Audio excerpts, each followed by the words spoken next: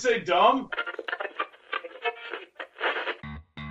You're listening to Chicagoland's finest podcast, featuring the Gorehound. Well, because I'm bringing us in. Jen. I mean, it's horrifying because, Cousin Charles. And Nick. I know. I thought I was going to screw it up again. It's time for the all-new Culture Cast, starting now. I'm the Gorehound. And I'm Jen. And we are the all-new Culture Cast. Back for the latest edition. How are you doing, Jen? You know what? It is a good day. It was almost 32 degrees today in Chicago. And let me tell you, after the winter we've had so far, I was thrilled. Yeah, the weather makes you feel like life sucks all days recently, but we're on the downhill stretch here. Absolutely. Spring is almost here. Spring is in the air, and not in the true sense of the word, but I'm optimistic. Absolutely. This week we are talking about, I think properly said, it is called The End of the Effing World. Yes. So I kept on looking up information on it, and it kept on reverting to the F asterisk ing, and I was like, okay, well why don't we just call it End of the Fucking World? But that is a little bit further in, because I think it actually might have a point or something with the story. But regardless, you want to start us off with what have you been watching lately? What have you been watching? So, the answer to that, give me a second here. What, you got some notes prepared? No, I'm just having to think, because I don't know if you know this, I've forgotten what our podcast format is. Just one of those days.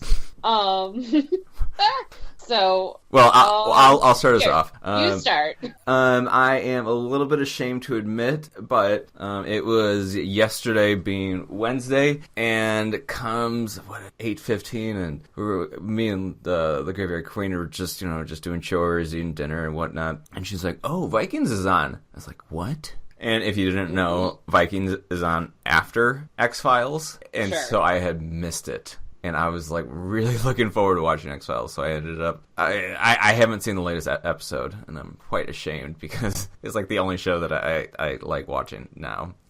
So I did not catch that, but I did catch Vikings, and they are prepping for the season finale next week, and so it was kind of just build up to that, which I'm super excited for. Mm-hmm. So I'm waiting for some bloodshed. But there was actually a good plot point. One of the characters, I won't say who, dies because of a bee sting. He has, I think it's called anaphylaxis. Is that right? That is what you get. Yeah, and it's just he died because it's the Viking Age, and science hasn't come anywhere, and now it's 2018, and people are like, you know what? Let's go drink some raw water. I don't want to purify it at all. Listen, it's definitely one of those cases where you're like, look, the problem is going to solve itself very quickly. Yeah, honestly, let's just get rid of them. Oh god, that's awful. You think sometimes okay, people are not going to be incredibly stupid, but now you think about it, we've got so many people, not to get too political here, but you've got vaccines which have worked very well for people for a while, and then you've got a bunch of people who are like, listen, Jenny McCarthy told me not to get a vaccine, so what if my kid just gets the mumps instead, Yeah. And the mumps sounds cute, but it isn't. It is not cute. So, that's the TV, and I've been cruising through. I ended up watching all of this, which went pretty fast. And I also watched, which is becoming a reoccurring movie for me, Hansel and Gretel Witch Hunters. Oh my gosh. I really like the movie, and it's very rewatchable. Is this just a comfort movie you can just have on in the background? No, because I get very drawn in because there's so many elements to it. I don't know. Maybe it warrants its own podcast, but it's got horrific elements. These witches are legit witches. It's got violence in it. It's got some gorgeous people in it. And it's just all these things just come together. Oh, and it's very fast paced too. So it's just man.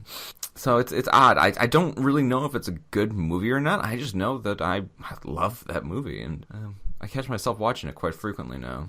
So, Well, sounds good. but yeah, that's about as much. And I've been playing video games, but you don't want to hear about any of that. So, It's never stopped you from talking about it before. I'll put that on hold for now. All right, how about yourself? So the podcast I just started listening to, which I think is really interesting. Yeah, podcast, you've heard of them. So anyway, get to the point. I'm excited to hear what you have to say. Sure. So I started listening to this podcast called Cocaine and Rhinestones, and it's all about the history of country music. Okay. And I would not say I'm some huge country music fan, although have I been line dancing dozens of times? Yes. Am I any good at it? No. But how do you find enjoy about it. all these podcasts? Like, you always are aware of them before I hear about them. Well, some of us are just like plugged into the podcast community. What can I say? When you listen to a lot of podcasts, people are always like, hey, have you listened to this podcast? And then you listen to the podcast and you're like, cool. And then while listening to the podcast, they advertise an upcoming podcast. Okay. It's pretty crazy. I just feel like you're always like one episode ahead of me.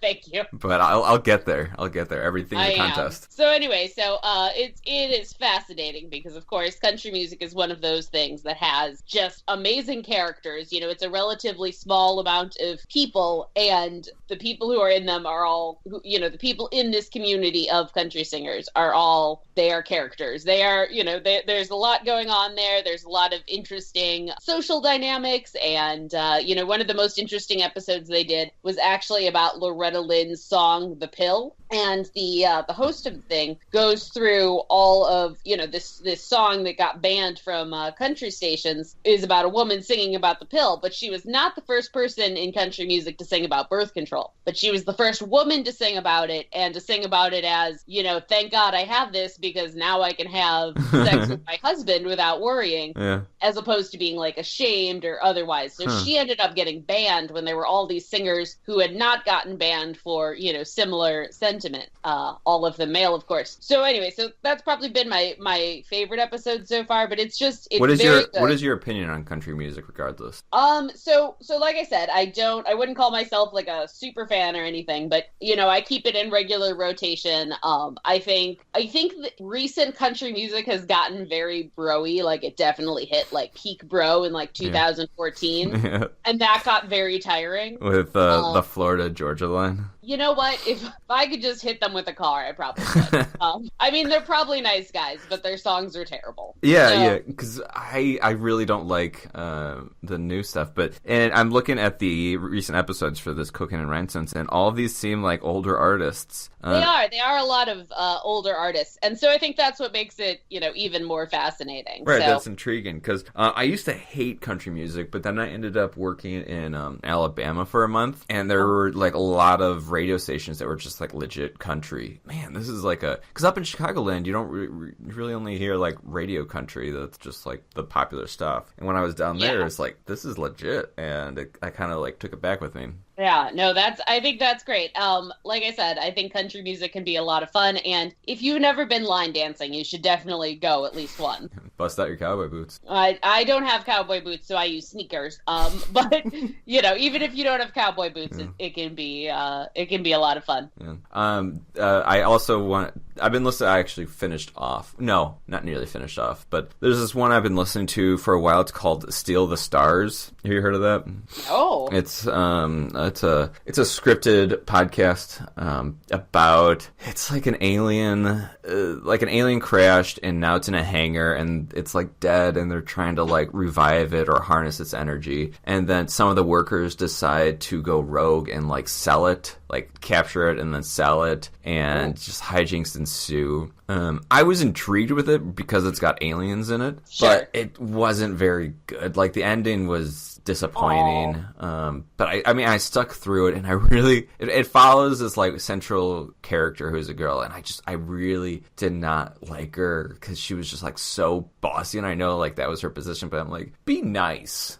I like to listen to nice things, and so that was frustrating. But I've also been listening to that one I texted you about.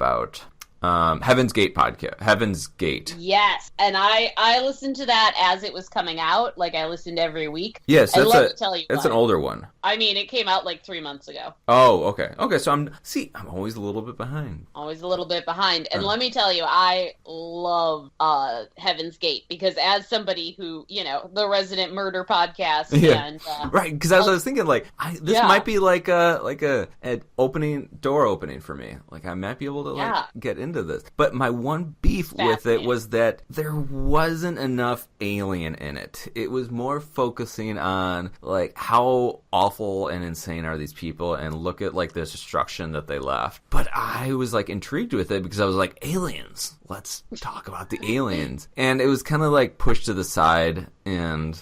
So, but to look forward to a future podcast, I actually invited one of my buddies on, who I think is going to check it out and possibly do a spin-off podcast on that. Or just a one-episode thing, but... Sure, that's phenomenal. So, yeah. You been watching anything else? A friend of mine had recommended that I watch Great News, which is an NBC TV show comedy that I have somehow never watched, and I heard that it is leaving Hulu sometime this weekend. So I thought, why not try to marathon it? So I've gotten through episode 1, so not great. We'll see if I manage to get through season 1 before it goes off Hulu. There's only 10 episodes, but it's like, who's that central girl in it? It's a great question. Nicole Richie. She's not the main girl, but she is in it. Yeah. Okay. And I will say she was pretty funny. I think for all she hung out with Paris Hilton, actually this is really interesting. I was listening to a podcast where they interviewed a guy who ran a blog that is now removed from the internet, which bums me out. But I was listening to an old podcast where they interviewed him, and it was his website was called Pop Culture Died in 2009. Yeah. Talking a lot about like mid 2000s celebrities, and I will say that out of all the mid 2000s celebrities, I think Nicole Richie was one of the most interesting, in terms of seems the most down to earth considering how much wealth she comes from, and seems like she'd be a lot of fun. Like, things I've seen of her, she seems like she would be an interesting person to hang out with. Whereas, like, no shade to Paris Hilton, but I don't think we'd have that much to talk about. Although she has a pet pig, and I would want to talk about that. I don't know much about them besides they're both really stupid and we're on a reality TV show. Well, I don't know how much they were actually stupid, because I don't know how stupid you can be when you manage to have several TV shows. But it definitely was something in that particular era where we wanted to see a lot of dumb people on TV, and they pulled it off. If you could fake dumb, you could do it. Somebody say dumb? Thank you, Thor. And I also wanted to mention that I caught up with The Good Place. Oh my god. Because there were like a whole bunch of eps, and I was like, let's catch up on this. I'm so proud of you. So are you caught up through tonight's episode or just through last week's? Last week's.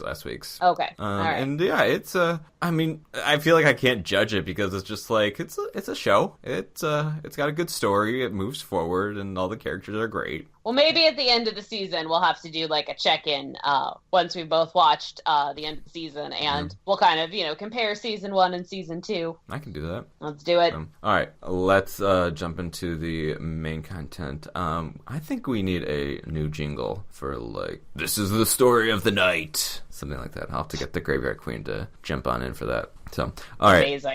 End of the effing world. Why did you bring this up? A lot of people were talking about it, and I am nothing if not on the you are culture. Yeah, you are always on the brink of culture. Yes, you.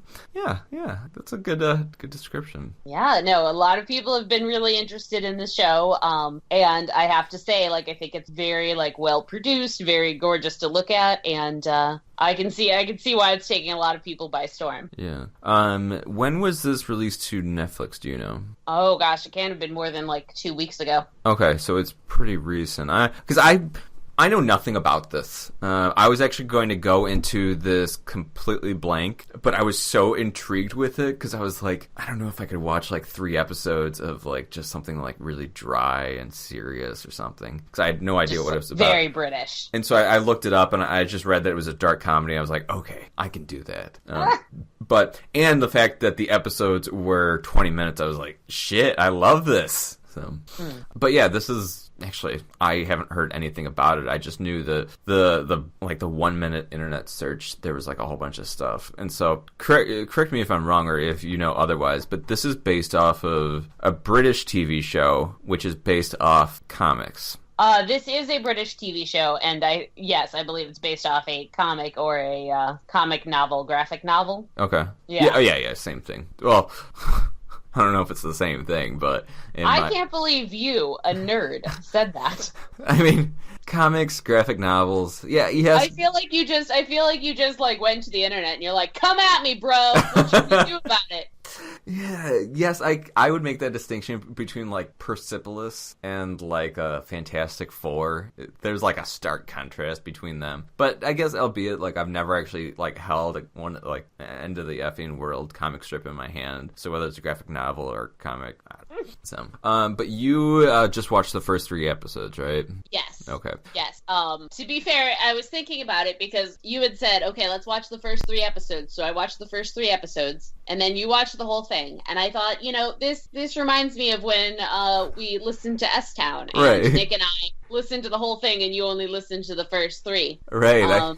So you know what? Props for revenge. I love it. Even though I told everybody, let's just do the first 3 eps, because I really did think that it was like going to be like an hour or like a 40-minute thing, and I was like, shit, I don't have that much time. Mm-hmm. So, what did you think? So having only seen the first 3 episodes, I can't speak to the whole season, but I thought it was very interesting and very well done. It was really pretty to look at, but at the same time, like, it has this really, like, vicious underside that I found fascinating, because I think, listen, I just don't know that I could believe you would see something like that in the U.S. where, I'm sorry, my wine just walked into the room and then left. It's very sad. Also, I don't know why my wine took 23 minutes. Thanks, Thor. To give him credit, it's only been 19.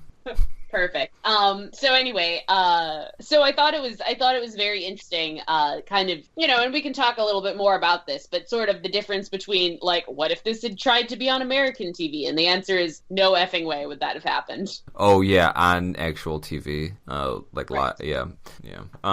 Yeah. To briefly summarize what this show's about, it moves very fast, but it's about these 2 kids who 2 messed up kids who run away from home. And do they have an end in sight, or are they just like trying to run away from it? No, because every step of the way they do like something crazy. Well, I think, also they're 17-year-olds and like fairly disturbed, weird 17-year-olds. So, it's definitely not something I could, it's something I could understand from the perspective of having also once been 17. Although I will say, when I was 17, I neither ran away from home nor tried to stab anyone. So yeah.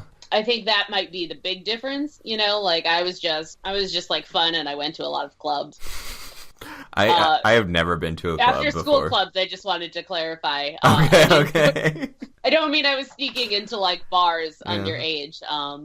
But don't worry, I made up for it in my 20s.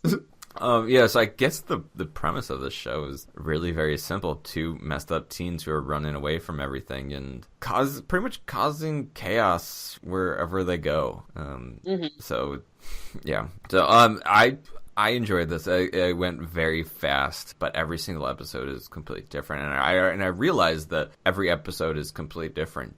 Whereas like a lot of like for instance, Lost. Every episode they have one end in sight, and they're like trying to get there. It's all taking place on a beach. If it's not on the beach, it's in the jungle. If it's not in the jungle, it's on the beach. It's all very similar, but this was like every single episode is like in a different place, and so it moves very fast. Yeah. So, just in terms of your feelings, having seen the whole show, do you feel like you liked the characters, and do you feel like you liked the show? Yes. Your answers can be different. Yeah. No, I did like it, but not in like it's a very well put together show, but I'm never going to watch it again, and I'm definitely going to recommend like Ash vs. Evil Dead over this. Okay. So but you watched the whole thing, which I think really says something. Yeah, and because I think it was the character development is like superb. Like you really start to feel for these characters, and you see that they start to feel for each other, and it actually like alters their decisions. And as the series goes on, the script is like really weird and very like, I don't feel like that's how people really talk, and it's very, you talk, I talk, you talk, I talk, you talk, I talk. It's very, I don't know the phrase, abrupt. And it's, the abruptness kind of starts to like actually flow together in their speech. Do you get what I'm saying? No, I like where you're going with this. Or am I just talking Tommy Wiseau right now? Okay, I don't know what that means, but Tommy Wiseau? Tommy Wiseau is, Oh, I know who he is. I just mean I don't know how he talks. Oh, he doesn't make any sense. Okay. So he could just ramble for like an hour and you wouldn't get a single thing out of him. I mean, no offense to him. We're all special people, but... Do you think he's listening to this podcast right now? I don't know. I don't know what he does. What would you do? What would you do if you found out that Tommy Wiseau was listening to this podcast? First I would say, yes, we have another listener. And then I would say, you want to come on to talk about something? And then I would probably talk to Nick. I'd be like, Tommy Wiseau is coming on the podcast. What are we going to talk about? Maybe he could like just be like man crush of the week and be like, hey guys. You'd be like, the man crush of the week is you. Please tell me your thoughts on literally anything. And then cut him off after 3 minutes. Do you think Nick would come out of paternity leave? For Tommy Wiseau, I think so. Okay. Yeah. I don't know. I asked him if he wanted to go to C2E2, and he says something like, let me think on it, or I don't know, considering it, something like that. So I'm hoping that he does it, because it's a tradition. We gotta go. Jen, you've never gone. To C2E2? No, that's true. Are you interested? Maybe, yeah. Yeah? Sure. Maybe. Okay. On the one hand, I would not consider myself a comic book nerd, but on the other hand, I also desperately love to be around people and doing things. Oh my gosh, yeah, you and Thor will go, and because the Graveyard Queen comes and she, I think, secretly hates it, but... Really? So both of you can hate it. And I bet there'll be a celebrity there that you like, and you'd be like, oh, she's from that one thing. And I'd be like, yeah, totally. Because we watch completely different shows. It's definitely a conversation we've had many times. Yeah, that'll be cool. All right. Getting back to this. The show is intense. There is a lot of talk of sex, and did anybody die in the first few episodes? Yeah, the third episode ends with the first only death. Yes. Okay. Yes. So 3 episodes in, some guy dies at the hands of not Alyssa, James. James. The 2 teens are Alyssa and James. Yes. And James kills the story behind that it was just crazy. The kids like break into his house because they're just messed up kids, and they're like, I'm just gonna like sit in his house and miraculously think that nobody's gonna come home. But the guy ends up being a pedophile, and so it's like, and he starts to go after Alyssa, and so James kills him, and it's like not a bad thing. But yeah, I think it allows for something to go off into season 2 also. Oh, sure. Because I kind of like let it be, and I just think that's a good plot point, because I don't think that the guy was prosecuted or anybody knew about it, because I think that there was a cover-up. So, yeah. But yeah, there's a lot of talk of sex, and it's just like, yes. And that's why I'm saying I don't think this show could be an American show. Like, I think the American sensibility around teenagers and sex, like you can have teenagers. So like, as somebody who enjoys Riverdale, you can have teenagers getting frisky with each other. That's not a problem. But I don't know that you can have regular looking teenagers get frisky with each other. Yeah. This reminds me of that MTV show that only lasted like a season, but that was like a lot of sex and just like... Oh, what was it called? I know what you're talking about. I never watched it, though. Yeah, and it didn't last very long. No, wait, Skins. Yeah. I think there was also a British version. It was like based on the British version or something. Yeah. So yeah, and I mean, the intensity of these scenes plays well with these characters, because James is messed up because his... mom committed suicide right in front of him, and I don't know if like that's the reason he's like permanently messed up, but it definitely played a part into it. And his relationship with his dad's just like super happy and fun, and James is just like, I want to kill somebody.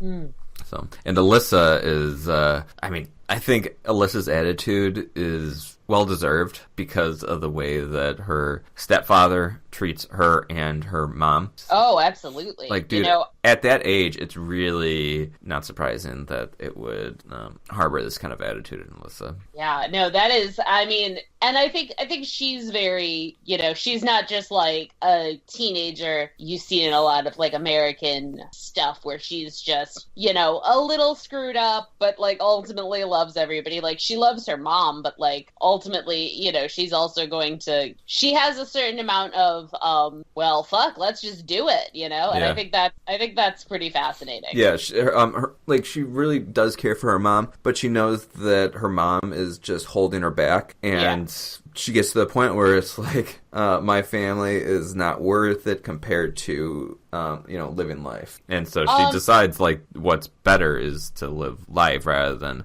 stick by your mom. And so maybe, like, 10 years later, if she was a 27-year-old, it might be different because these are young people who are, living teenage lives. Mm-hmm. And I'll say, so when I'm watching her, the person she kind of reminded me of as like her Hollywood equivalent was Saoirse Ronan. Oh yeah. I always thought it was a Saoirse Saoirse. But I know that it's Saoirse, but it looks like Saoirse. Okay, I don't know who would name a baby Saoirse. I don't think that's a like collection of sounds people put on babies. But it's a weird name, right? No, it is. No one knows how it's pronounced, but I believe it's Saoirse. If I am wrong, please tweet. No, because whatever our Twitter is. I think that they said it in like the last award show or something. So you are correct. Yeah. All right. So what do we got going on in this TV series? So I think, like I said, I think it's interesting how different it would be if it was an American show. Yeah. And I like that they sort of lampshade that. I believe it's in episode 2 where they hit the car against the tree, and she says something along the lines of, if this were a movie, first of all, we'd be Americans. And I have to say, like, I laughed a lot at that. Because what? Absolutely. Yeah. We like our teens to be Americans. We also like them to be like 34. And I remember in that scene because they first showed the aftermath and then they like rewound like 3 hours. And I remember seeing him without his shirt on, and I'm like, why does he not have his shirt on? And it got me so intrigued. Like, I want to know why he wasn't wearing a shirt. Even though after thinking about it, I'm like, oh, it's actually kind of obvious. How many, when you were like 17, did you walk around shirtless a lot? No, but then I was thinking like, she really wants to have sex, and she's probably like started to initiate something, and I'm like, okay, that's not surprising. Okay, so I just looked it up, and the leads are Jessica Barden, who plays Alyssa, is 25, and Alex Lothar, who plays James, is 21. So they are still above age, but they are still legal adults. But I will say, I think they look a lot more like teenagers than, like, for instance, the kids on Riverdale. Yeah. I still need to watch that. You do? What are you doing with your life?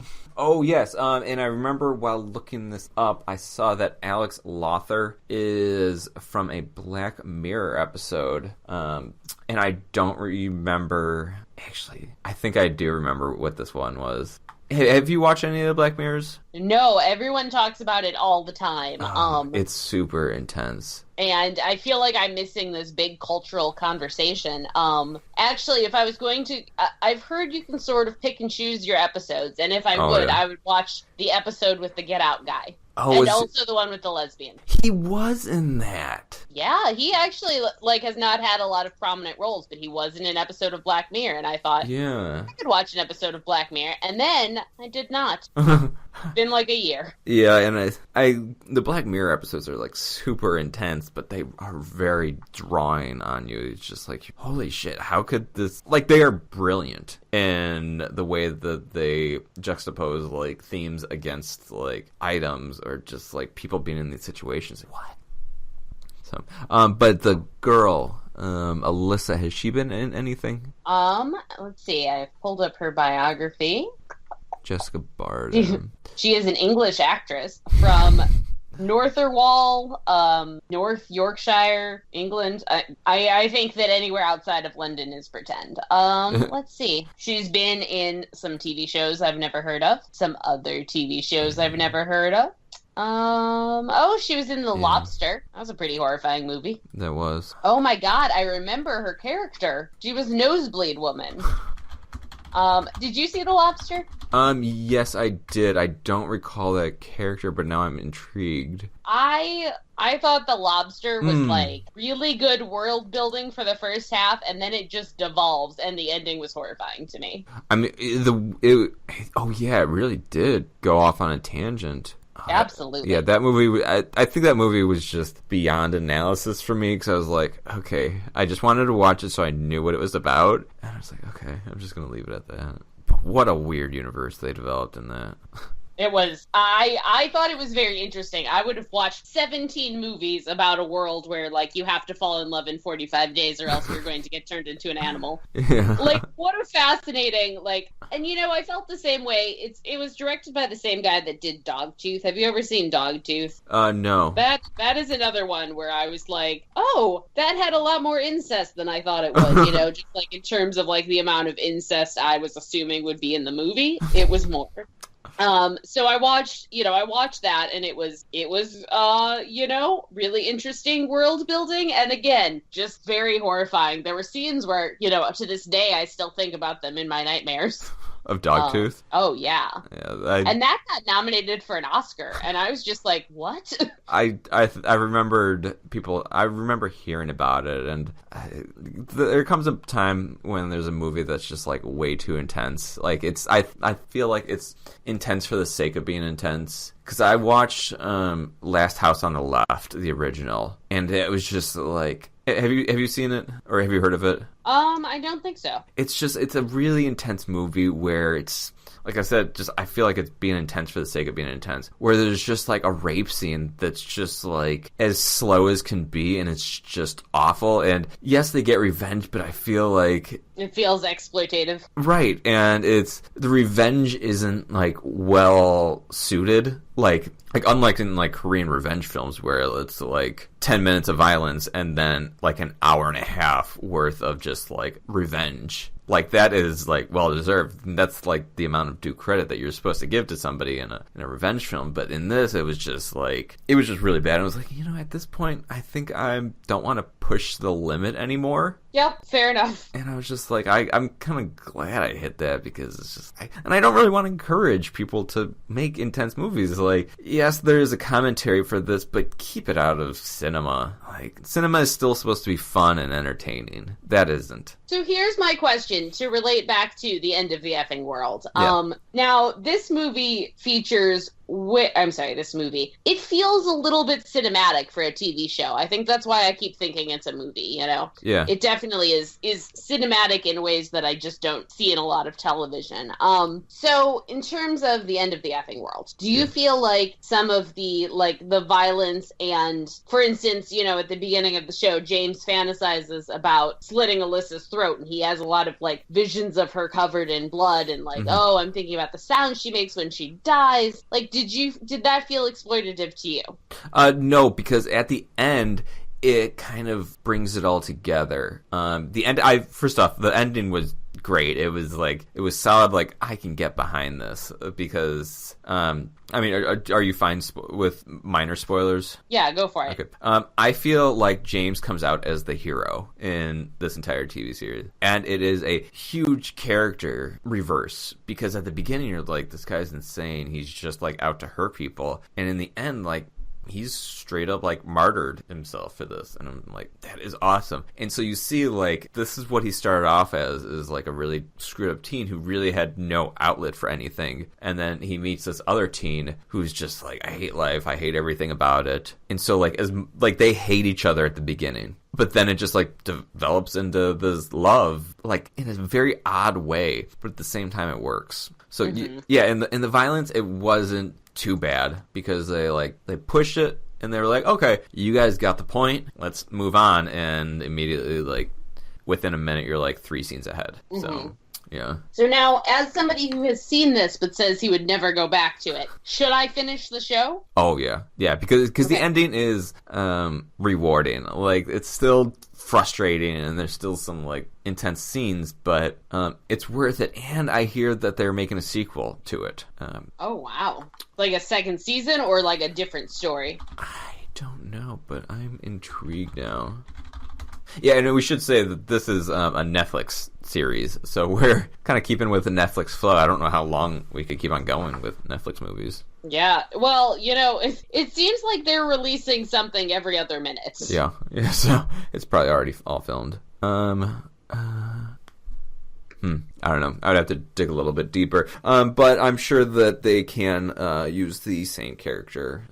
Because she is at a different point in her life, and maybe this might make her stronger and kind of have an edge up on the competition. Because I felt like in the beginning of the series, she seems very frail, stupid, and just vulnerable. And we see that season 3, or episode 3, like, she just, like, set herself up for this. Like, didn't really lock the door, didn't really have a watch out, was just, like, waiting for this guy to come home. And he did, and, like, she was going to get it, but then, our savior comes. But at the same point, he's not really a savior. He's just, like, the right spot, the right time. And so I think, like, at that point, she gets this realization, like, okay, maybe I am stupid, and maybe, like, I need to, like, focus and stop being so impulsive on everything. Okay. No, I think that sounds, I am all for seeing these people in things. Having now seen these two in this TV show, I would love for them to get, additional work, whether it's in something, some sequel to this or some other thing. Mm-hmm.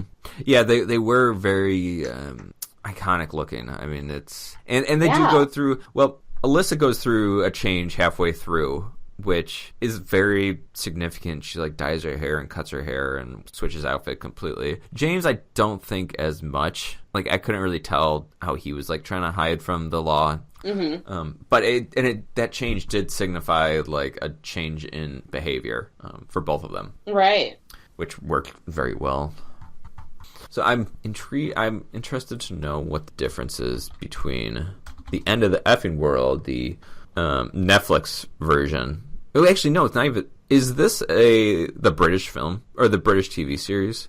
So my understanding is that it's a British TV series that was put on Netflix at the same time it premiered in Britain. But I believe that, how in Britain, I don't know how often you see movies that are British, but it's really funny because a lot of times you'll see either British movies or Irish movies. Yeah.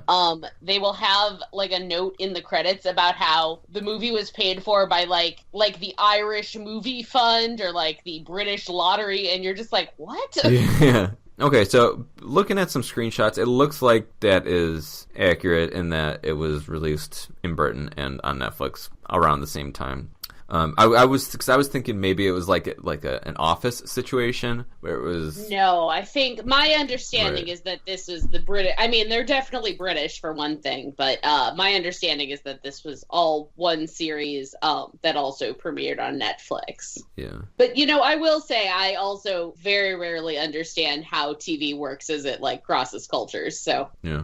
But yeah, it does look like it is based off a comic book series or a graphic novel, which, based on the few screenshots, it looks like they converted it very well, where it's almost like a Mr. Robot type thing, where the scenes are very still and you're just focusing on one thing. And is iRobot British or is it American? Oh, Mr. Robot. Mr. Robot. Where you're kind of just... iRobot is a different thing. Listen, I have yeah. a line. I would like to do that movie versus iRobot versus Mr. Robot. You know what? We have a podcast, bro. We can do whatever we want. Oh my gosh, we are totally going to do that. iRobot, the Will Smith starring movie from the classic sci-fi author Philip K. Dick, and Mr. Robot, the incredible TV series. I like it. So, what else is on your mind about the end of the effing world? I guess I would say, like I said, I felt like it was very good at kind of building a world and building a situation in which you could definitely see these two people deciding to take off. Yeah, and they do, and you're just like, let's see what kind of shit they get into. Or more like, how do they do all this shit and get away with it? Because I think that is the more surprising thing, is that you think like, okay, they did this and they're never going to get away with it. But, right. 2 more episodes down, you're like, they still haven't gotten caught, and they still haven't, like, people aren't looking for them yet. I mean, they eventually do get caught, but in due time. Well, to be fair, like British people, their cops don't even carry guns. Like, it's super weird over there. And the police officers who do chase after them are an intriguing pair in themselves, where you're like, who are they? What is their relationship? How do they feel about each other? Mm-hmm. So now, as a comic book / graphic novel nerd, does this make you want to pick up the original? Yeah, and I'm actually going to look for it because I think that would be very good. I'm just hoping it's not like a multi-part thing like that Michael Cera movie Pilgrim Saves the World. What is that? Scott Pilgrim versus the World. That graphic novel is like multi-part. And I'm not really a multi-part kind of guy. I want to rent like 3 parts of a series max, and that's it.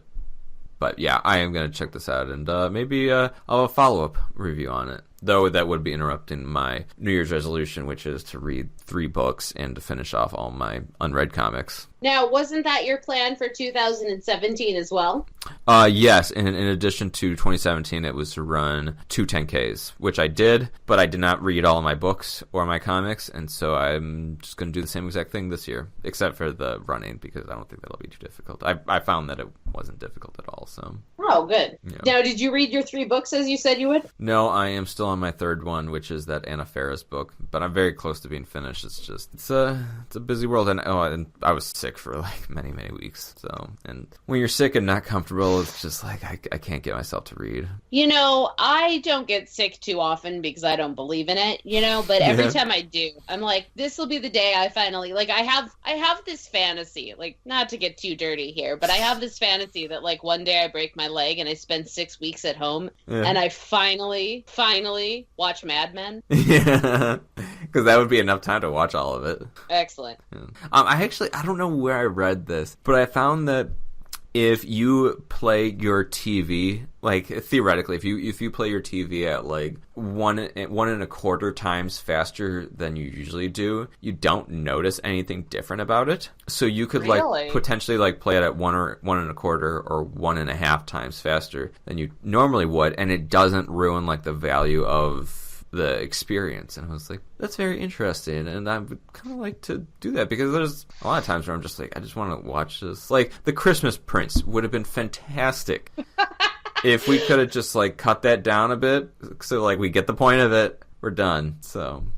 that's a tangent. So, are you recommending this movie to anybody, or this TV series? You know what? I think so. Obviously, I want to finish it first because I believe in standing behind my recommendations. Good. But so far, I'm really enjoying it. It's definitely something. I definitely turned it on thinking it would be something I could watch while also making dinner, and due to their thick accents, you definitely cannot. Yeah, I tried that, but I was like, holy shit, that kid is swearing a lot, and he wants to kill somebody. I'm like, how soon is he going to kill somebody? Their accents are they're thick. But not as thick as Trainspotting, which often requires subtitles. Yeah, no. I love their accents. I love how all the time and place the show feels. And I think based on what you've said, I think you will do nothing but enjoy this even more as it goes on. Mm-hmm. So, all right.